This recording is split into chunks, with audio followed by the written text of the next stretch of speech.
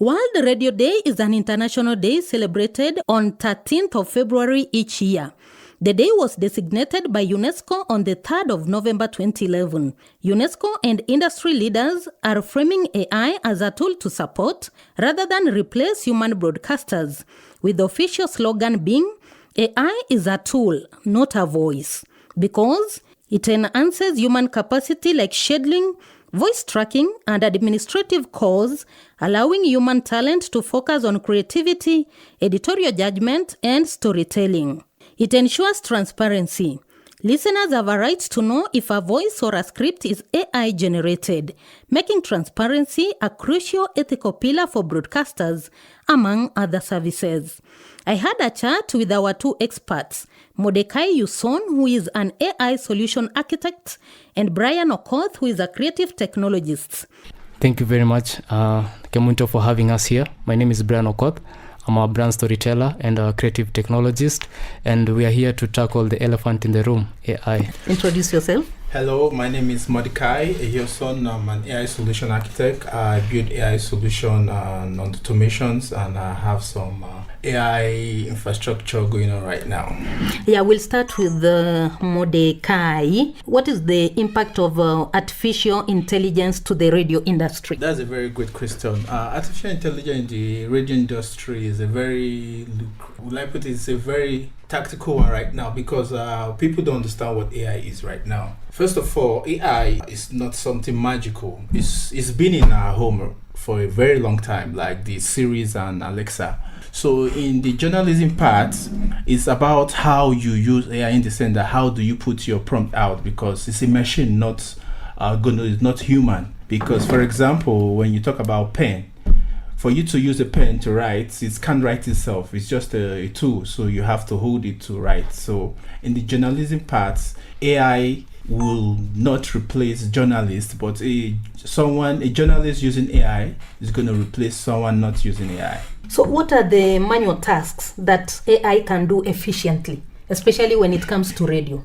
So many tasks are there that can do, like, for example, you calculate how long does it take you to write your script, your contents and everything. So for you now to bring out your creative impact into the AI space, to use your journalism, you have to bring out your creative thinking to fine-tune this content for it to be faster. So time it takes you like an hour for you to brainstorm, AI is going to help you. So it's like a co-partner that helps you brainstorm faster, because you need to ask questions, not just type like it's way it goes, like everybody uses ChatGPT. You have to ask it question, brainstorm with it, and you have to use the guides and the basic prompt guidelines, which some people don't put in place. Like, for example, you trying to put out some things out there, it comes with the context, the question, and the examples you have to give it. Like you hiring a cook or a chef in your house, you just call the person, you go cook that, but it just goes into the kitchen and gives you a random food. But when you tell it you cook chapati with carrot chapati that has so many, you give it the ingredients, so you're giving it a menu for it to follow. So that is how AI can be used. Journalists have to use AI in a creative way, not just typing it like it's Google. No. And to Brian, how is AI reshaping radio and podcasting? This is actually a big question, especially for me, somebody who is in the content creation and also tech field. I think it's building more opportunities for generating income, in a sense that I don't need necessarily to be at the studio to make money. I can clone my voice. So it produces the exact content that I want to deliver. I spend the rest of the time doing what we were meant as human beings to do. Because I do believe that we have forgotten our core being as human beings. We are generalists by nature. You're a journalist. You forgot that you had other superpowers because you're working a routine. That's the specific time you need to be there. AI has come here to create the number of monetizing opportunities for you. Clone your voice, build other podcasting channel. You don't have to survive in one income generating activity as your voice. Your voice can be multiplied into 10 other voices that can actually increase your income. And so if it's something that is coming into our world, basically it's here to expand our creative capability, our creative expansion, in a way that most of us have been thinking in the first and second tier thinking. We need to evolve to the third tier thinking, the fourth tier thinking. AI has not come here to replace you. AI has not come here to take your job. We human evolve. That's how we were created. So we evolve to solve bigger problems. We evolve to pass out information. So if it's coming, it has just given us leeway of passing the knowledge that we do have in different forms. So if you're a podcaster, this is something you should really celebrate, because it only takes me 10 minutes to create a podcast right now. That's what I can say. So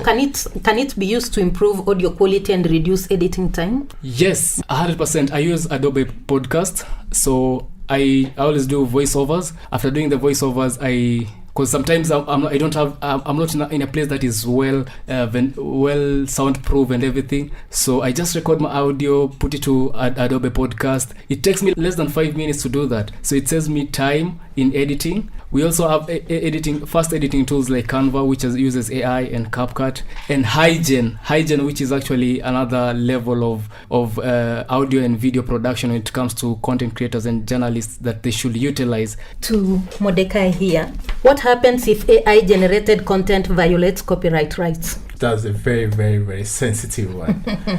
The copyright, because like he was saying about voice cloning and everything, because voice cloning, you have to be careful so they don't take your voice into someone's put it in someone's image or video generated.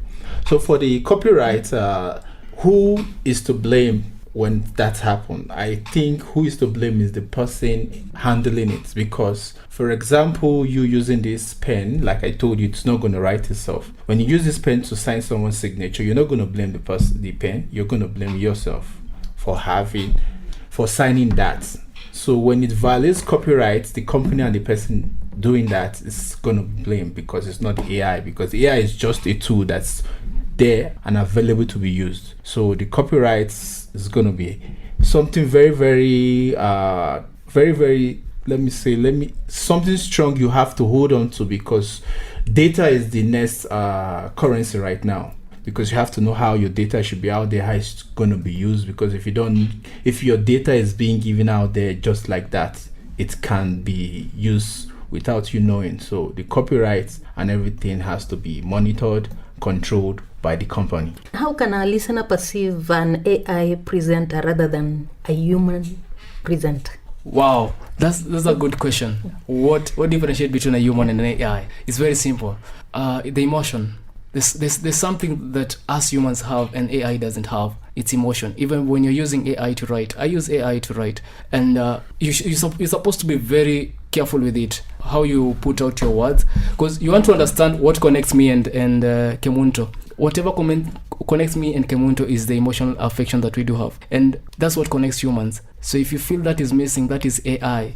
After listening to the experts, we've known that AI has a huge impact on broadcasting. World Radio Day 2026 encourages broadcasters to embrace AI to enhance their services while preserving the essential human connection, trust, and intimacy that defines the radio medium. Remember, AI is shifting focus of radio from purely manual, analog operations to high-tech AI-powered systems. While there are concerns about job displacement, many industry experts view AI as a tool for handling repetitive, time-consuming tasks to allow human professionals to focus on storytelling and audience connection. This program was produced and presented to you by 𝘃cie Kemunto.